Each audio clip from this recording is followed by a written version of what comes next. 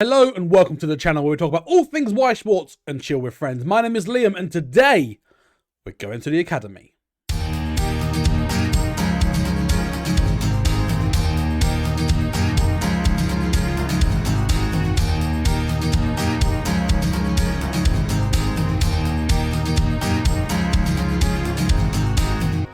Now if you are new to the channel, please consider hitting that subscribe button, and if you enjoyed this video, please make sure to hit that like button. As well as that, please make sure you check out my links in the description below for my socials, for my Discord community and my Twitch channel. Again, links are in the description below. If you have any feedback regarding this video, please make sure to let me know in the comments as well. It's, I take on your feedback and it really helps me out producing these videos, and hopefully that they'll gradually keep getting better and better. So any feedback whatsoever, please chuck them down below in the comments. Now let's go to class. Now today is going to be the first of many episodes on Weiss Slang, and what does it mean? As part of our Weiss Chill Academy series. So if you enjoy this sort of content and you enjoy our Academy series, again, let me know in the comments below. And if you've got any feedback, any slang that you're aware of and you want to be taught on certain slang, let me know in the comments below and I'll make sure I include it in my upcoming videos. But let's jump straight in. So today I'm going to be focused on level 0 named effects, i.e. effects that are coined by character names. So the first one that we're going to talk about, which I'm sure many people in the community have heard of, is Riki. What is a Riki? What does a Riki do? And why was it called a Riki to start with? So firstly, the Riki effect is basically as follows. It's given a certain condition, you may pay a cost, which includes putting the top card of your deck to your clock in most cases. And if you do, you get to search or salvage a character based upon the specifications of the effect. So the Riki name comes from this card here. It is an on play, pay 1, take the top card of deck to your clock, and if you do, search for a level 1 or lower character from your deck. However, this wasn't the first one. The first one was actually a card from Rewrite by the name of Akatsuki, and that's kind of the first card, but because Riki made the effect very popular, that's why Riki is coined to the effect rather than Akatsuki. Plus, Riki is much easier to say. Try saying Akatsuki 5 times fast. Akatsuki. It sounds like you start saying cuck.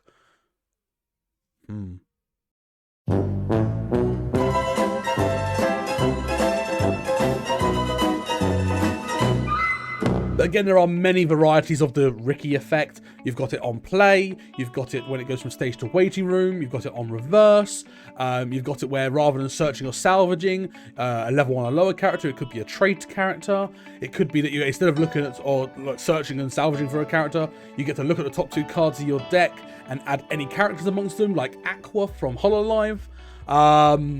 It's basically, the effect is coined to where damage is taken as a result of the effect. Whether it's on play, on reverse, on death, anything like that. And there are some weird exceptions to this. For example, the Nia from Gurren Lagann, which is on play, you put the top card of your stock directly to your clock. So whilst it's not from the top of your deck to your clock, you are still taking damage from like a hidden area as such. So that's kind of classed as like a stock Riki. It's a bit weird, it's a bit funny. Riki is a very weird one in the community. It's used a lot. But I'd be very, very careful about when you actually use that, because there are so many deviations of that effect. So if you are not 100% certain, if your opponent understands, please make sure you actually use the full effects, because if it comes to tournaments and you give miscommunication of information and it's not clear what you're saying, you can get a warning in official tournaments, so please be careful. And even all of these slang terms here, I strongly recommend that you try and use the actual effect as much as possible, just so that your opponent can't call you up on it. So whilst it's good to have these slangs and to shorten certain effects, just be aware of that. And now we move on to card number 2, the Rize. The Rize is a given condition. You can look at up to the top 3 cards of your deck, and if you do, you can choose up to 1 character amongst those, put it to your hand, discard the rest of the cards that you looked at, and then also discard a card from your hand. Now the first card to have this effect is the Rize from Azusa, or Gochuman wa Usagi desu ka, which literally means is the Order of Rabbit. It was an on-play, look at top 3, add a character amongst those, discard a card. Quite simple. It was the original Rize, hence the name. It was a very good card, and it still is a very good card in that set. So Rizes, whilst there are still a few that are on-play effects, such as Memory Snow, Rem and Ram, most of them have evolved either onto on-reverse effects or on-stage to waiting room effects. For example, you've got Ban from Seven Deadly Sins, you've got Bunny Girl Senpai Mai from Rascal Does Not Dream of Bunny Girl Senpai, and you've also got Sacred Create Water Aqua from Konosuba. And again, like Riki's, Rize's are kind of a staple if the set's got it in regards to a Weiss deck's utility. It's hand filter, it's deck milling, it helps your compression. It's just a very, very good effect, and usually if a set has got that, it's usually running it as a 2 to 4 in most decks. Talking of getting through your deck, the next effect that we're going to talk about is the Akatsuki or the Azusa. This effect is on play. You can discard a card from your hand, and if you do, you may look up to the top 4 cards of your deck, add a trait character amongst those to hand, and then discard the rest. So the reason why this jargon's got 2 words assigned to it is because they're interchangeable.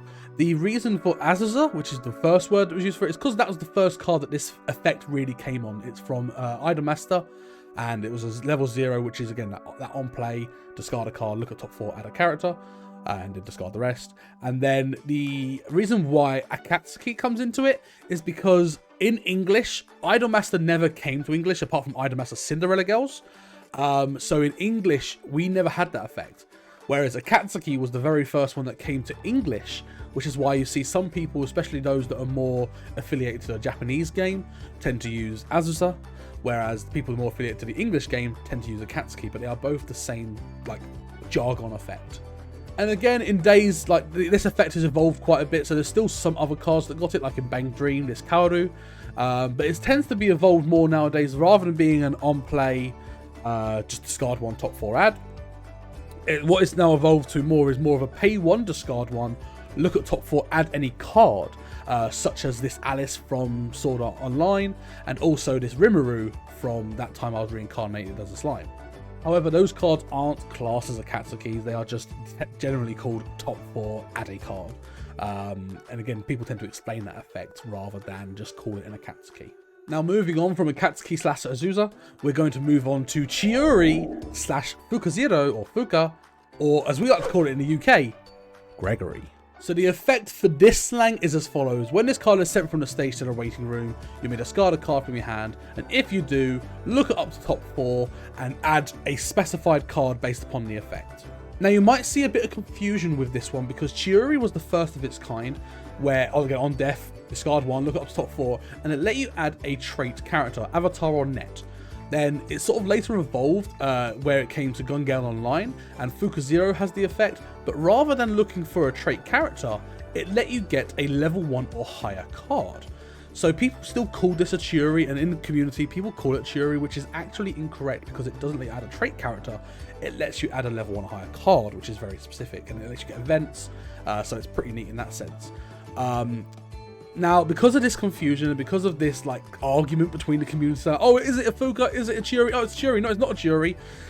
All that's rubbish. One of my friends in the community just went, you know what? I'm gonna call it a Gregory, and it's all stuck in the UK community. No real reason apart from someone just going, I'm gonna call it a Gregory, and it just became a Gregory.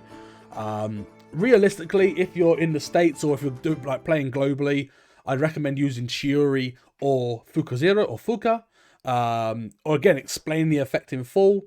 But if you're in the UK, if you tend to say Gregory, people will at first go, what the hell are you talking about? But once you're part of it, you'll know what a Gregory is. So yeah, Gregory. And the thing with these sort of effects now, they've become such a staple in so many sets. It's in Hololive, it's in Bang Dream, just to name a couple. And they're recent sets as well. It's in Assault Lily. It's a lot of sets have got this effect. It's become another staple within the Weiss deck in terms of utility. If your deck runs this, you tend to run it unless you've got other utility to mill through your deck. You don't want to run too much mill. So yeah, it's either people tend to swap between the Akatsuki to the Chiyura, just because Chiyura tends to be, or Chiyura Fuka, they tend to be more available in sets nowadays. The Akatsuki effect isn't really printed as much anymore. So yeah, you tend to see, rather than people run Akatsukis, you tend to run the Fuka. And the final slang that I'm going to be covering today is Koume. And Koume's effect is as such. Given condition, you may look up the top number of cards depending on the card effect. And then if there is a climax amongst those, you can add that to your hand. And if you do that, you then discard a card afterwards. So this effect was made popular by Koume from Cinderella Girls Season 2, and that card is specifically on play. You may look up to the top 4 cards of your deck. If there's a climax amongst those, you can add a climax to your hand, get rid of the rest, and then discard a card from your hand afterwards. Bear in mind that if you don't reveal a climax, you can just get rid of the cards that you revealed, and you don't have to discard a card from your hand, so you don't lose the cost in that sense. This card is great. I love this profile because it lets you get climaxes, which in the game, there's not many ways of getting climaxes through an effect or by searching or anything like that. It doesn't really exist that often, so having the ability to filter and get the climaxes you need is awesome. And again, like most effects, this has evolved as well. Nowadays, you tend to see it more on reverse, or when it's sent from stage to waiting room, where you get to look at top 3 or top 4 and add a climax. For example, in Hololive, it does that. In Bofery with the Frederica, it also does that. You have got some that are still on play, so like in Kimono Friends, you've got the Snake promo that lets you do it, and it only lets you get yellow climaxes. I think they sort of realised that the Koume just being able to get any climax was actually more powerful than it should have been. But after that, I think trying to filter down the effect and make it more selective, or so you don't get to look at so many cards, is sort of what happened with the effect. But it's still a very strong effect in my opinion, and whilst most decks don't always run it, there are certain sets that really like it, and it just helps that utility, helps that consistency of seeing the climaxes when you need them. So yeah, I think it's a neat effect. I don't think it's always required, but it is a neat effect. And that is it for today's lessons. I hope you had a fantastic time at the Academy. I hope you enjoyed this slang series. Again, I've got about 15 different episodes ready to record, 90 words that I'm going to cover, but if I do miss any out, please let me know in the comments below. And what do you think to my explanations of these slang words? Do you know any other words for the slang? So for example, I know Riki. Some people know like the salvage Rikis, know them as Kristas from Attack on Titan. Do you know any other words or things like that related to the words that we covered today, or any words that I've missed in today's lesson? Again, like I said, I've got so many words to prepare for, and I will be trying to upload these once a week, hopefully every Tuesday. So hold me to that. If I don't, let me know on my Discord channel. Again, links in the description below to slap me around the face and make sure I actually do what I'm meant to do. But on that note, class dismissed, and thank you very much for watching. And if you haven't already, please consider subscribing to the channel to help grow this YouTube community. And again, check out the description below for my other socials for Twitch and my Discord. But thank you so much for watching this video, and I look forward to seeing you in the next one. Bye!